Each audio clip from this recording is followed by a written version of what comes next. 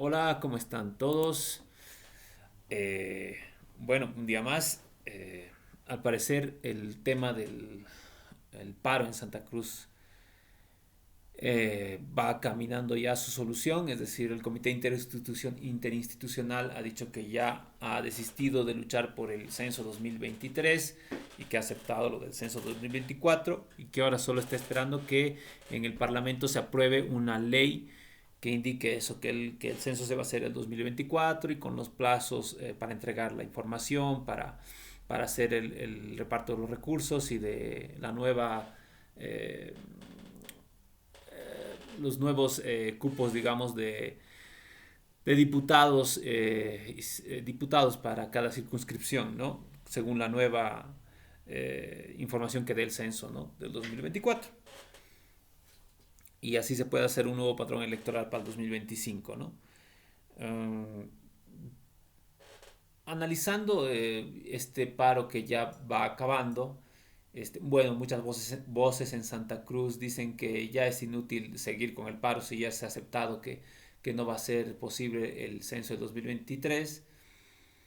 Pero bueno, eso habrá que seguirlo viendo.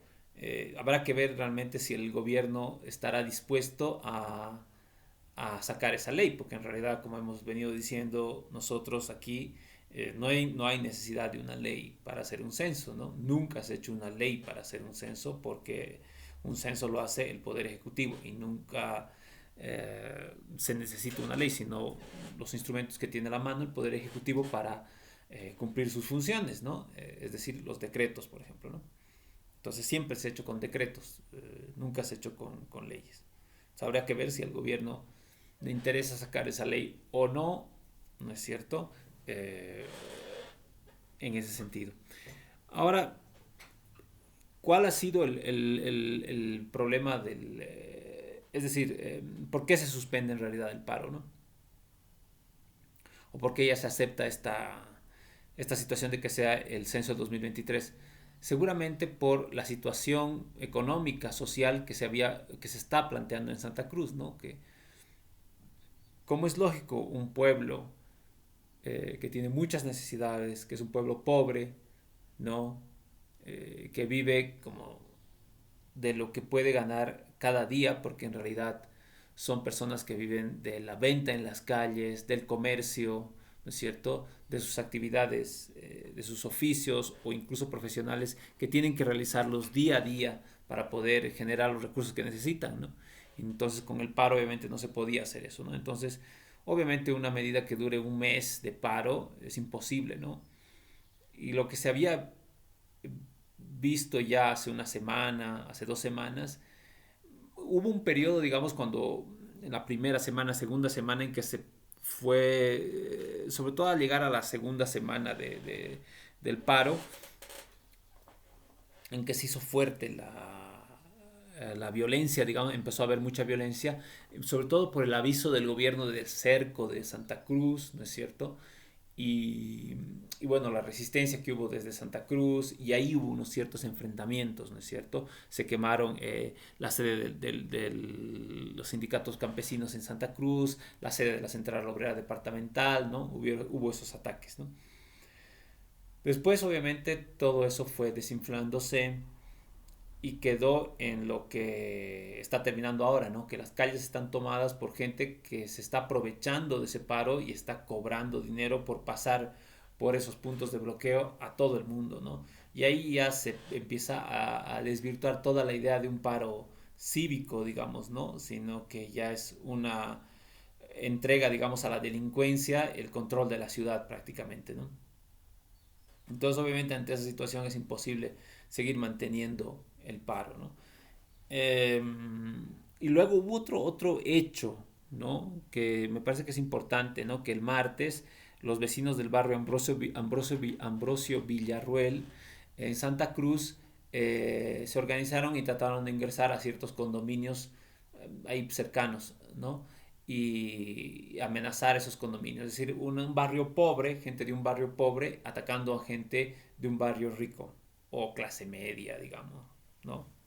Entonces, esa situación junto con esta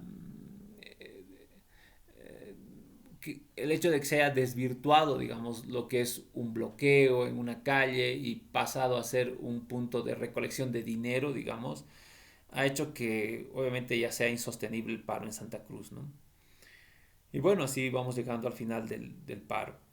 Sin embargo, es importante notar que el tema, cómo encaran, digamos, estas autoridades ayer cuando salieron a hablar el presidente de, bueno, el vicepresidente del comité cívico, el gobernador, ¿no es cierto?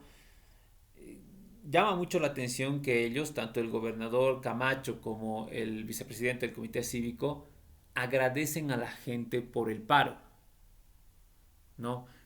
Eso es muy sintomático de lo que, o sea, eso te da una medida de lo que realmente fue el paro o la medida, ¿no? La medida no tenía más interés que, como siempre he venido diciendo, que vuelve el control de la ciudad hacia la oligarquía cruceña. Que la oligarquía cruceña quiere tener el control de esa ciudad y de ese departamento para sí misma, ¿no? Y para hacerlo necesita el apoyo de la gente, ¿no?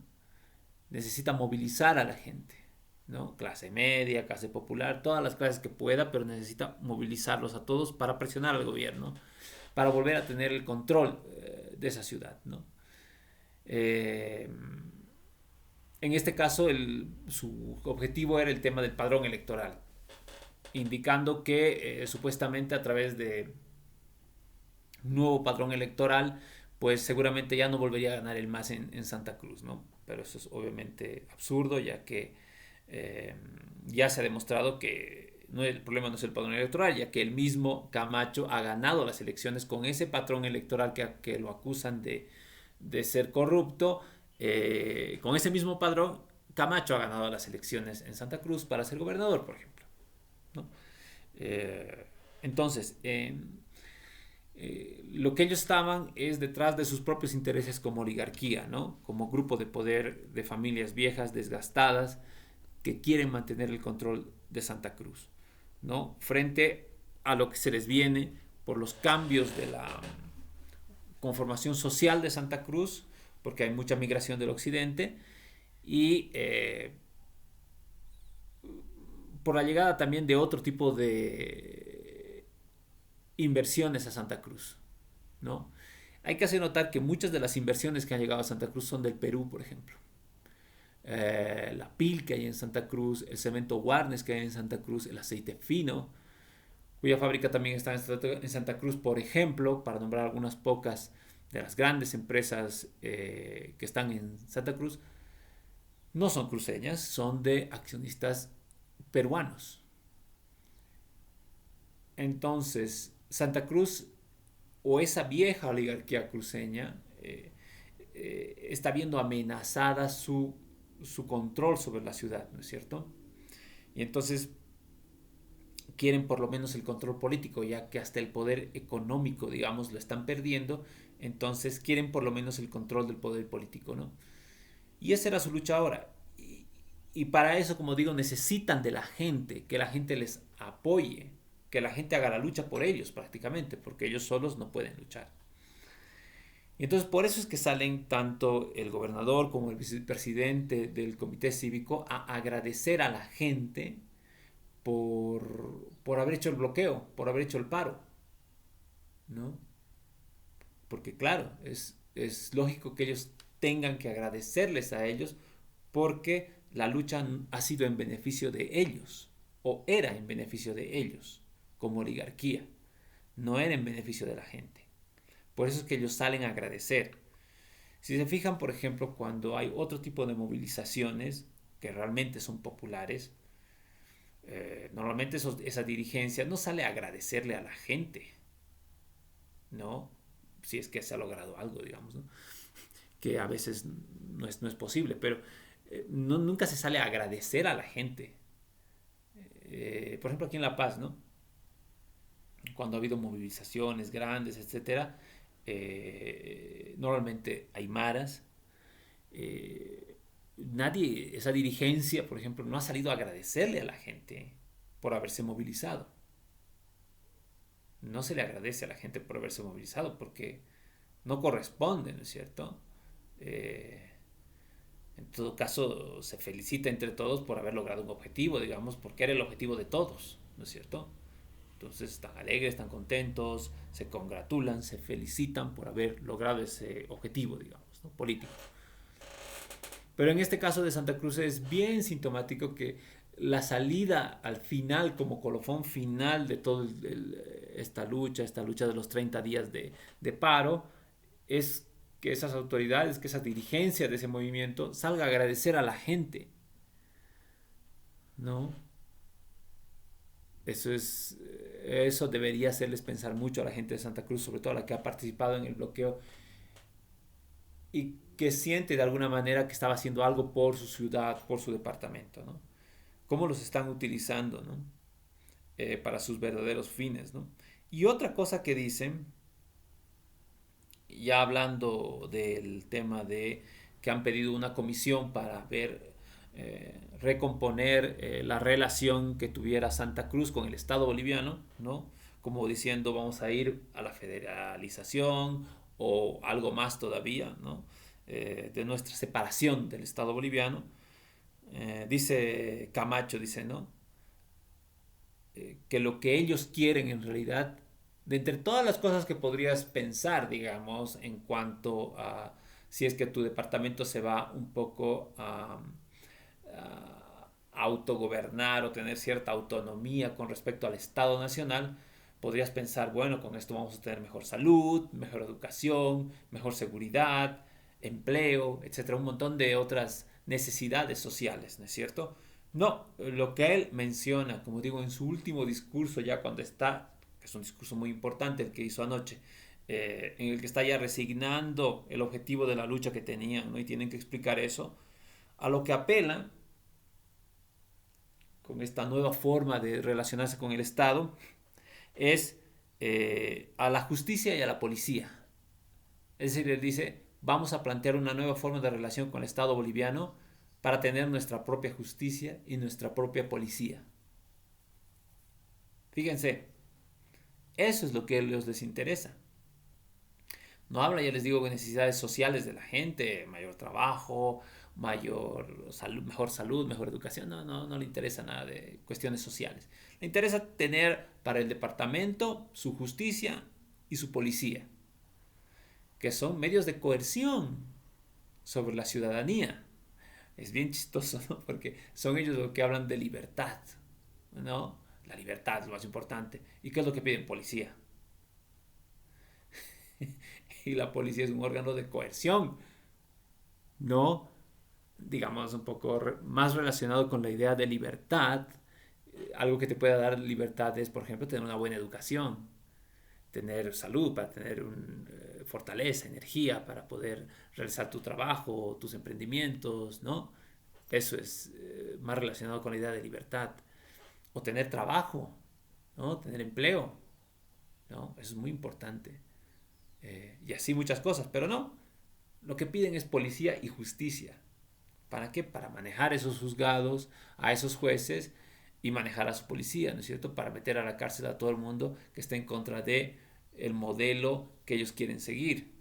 Que ese modelo es que ellos sigan en el poder político, económico de ese departamento, ¿no? Ese es el modelo.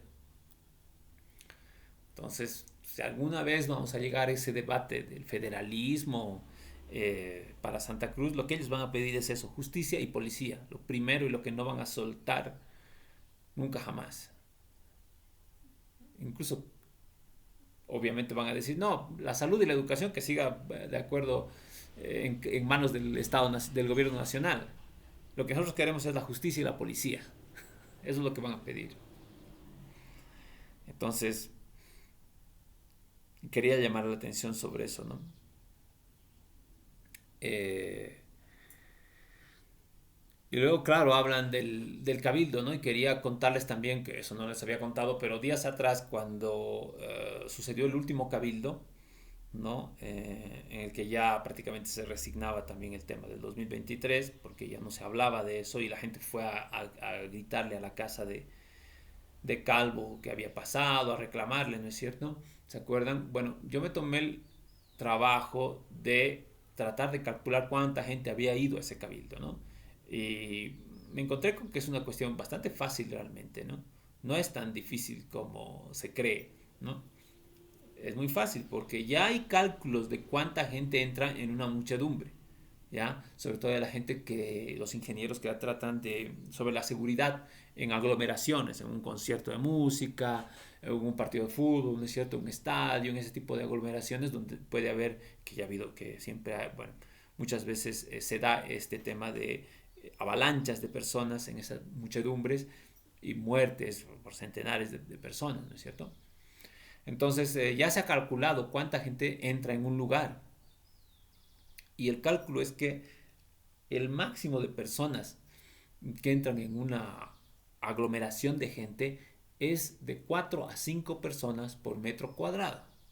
Hagan la prueba de dibujen un metro cuadrado en el piso y traten de encajar ahí a 4 o 5 personas. Y van a ver que es difícil, ¿no? Están muy apretados, ¿no? Y se dice que cuando son 5 personas ya es casi inminente una tragedia, ¿no? Porque ya es demasiada gente en un poco espacio, ¿no?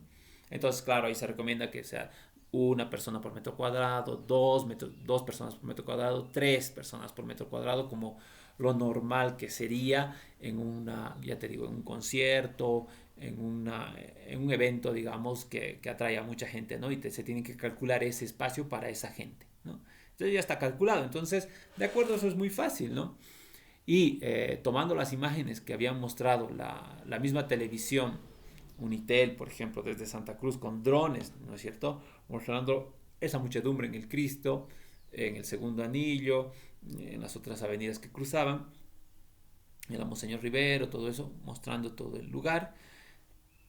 Uno se podía dar cuenta hasta dónde iba la muchedumbre, la gente que había asistido, hasta qué cuadra, hasta qué lugar. Además que yo conozco Santa Cruz, ¿no? Entonces sí me doy cuenta hasta dónde está la gente, ¿no es cierto? Y entonces no pasa nada. Lo único que hay que hacer es ir a Google Earth, ya tienes la referencia de hasta dónde estaba la gente en las calles y Google Earth tiene una función que es calcular el área de un polígono, ¿no? Entonces tú pintas un polígono sobre toda esa superficie donde tú has encontrado o tú has visto que estaba la gente y te va a dar el resultado de esa área en metros cuadrados. Y nada, tú multiplicas eso por multiplicado por lo máximo que podría ser, 4 o 5 personas por metro cuadrado, ¿no? Que en ningún momento la mayor aglomeración estaba alrededor del Cristo y alrededor del palco ese donde se dan los discursos, ¿no es cierto? El resto había gente, pero obviamente se veía por las mismas imágenes que no estaban tan apretados, ¿no? Había espacios, ¿no? Obviamente, ¿no? Entonces, pero bueno, dándoles que podía haber estado como de manera homogénea, todo cubierto, todo ese espacio, este, salen máximo 100.000 personas. Máximo 100.000 personas. Todavía están las imágenes en internet, en YouTube, pueden verlas. Vean esas imágenes de esos cabildos, calculen más o menos desde dónde hasta dónde, o sea, no calculen, sino vean desde qué parte de la calle empieza la muchedumbre, vayan fijándose en los cuatro costados, porque hay imágenes, bastantes imágenes como para darse cuenta de todo eso. Y porque no hay solamente imágenes de la televisión, sino de gente particular que ha subido imágenes a Facebook, búsquenlas y van a ver eso. Entonces son como 100.000 personas. Entonces, para que se den cuenta que todo se tergiversa, ¿no? El cabildo del millón, se decía, ¿no? Siempre los cabildos son del millón, incluso se decía del millón y medio.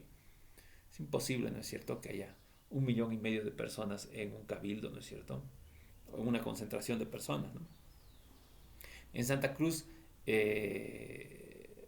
las personas que votan, las personas en edad de votar, en la última votación creo que llegaban a 900.000 personas, 900.000 votos en la ciudad de Santa Cruz. Ya, 900.000 personas votaban en edad de votar, ¿no? Y votos que se habían emitido en la última elección, 900.000 personas, 900.000 votos. Entonces, claro, no pueden haber asistido 1 millón de personas para empezar, personas mayores, ¿no? Al cabildo, porque estaríamos pensando que todas las personas hábiles para votar han asistido al cabildo y eso es imposible porque por lo menos la mitad de esas personas no están de acuerdo con, o están más de acuerdo con él más que con Camacho o con Creemos, digamos, el partido de Camacho. Entonces, obviamente toda esa gente no va a asistir a una convocatoria que es obviamente en contra del gobierno, ¿no? Entonces, por lo menos de ahí se va la mitad, o sea, quedarían como 450.000 personas, si quieres, de personas que podrían haber ido al cabildo. Y claro, tendrías que pensar que todas esas personas que votaron, digamos, por Camacho para que sea gobernador, estarían en ese cabildo, ¿no? Es difícil de pensar eso, ¿no? Entonces sí, un cálculo de 100.000 personas de esas 400.000, que 100.000 haya ido es posible, ¿no? Entonces, eso para una próxima vez, hagan ese ejercicio, vean las imágenes,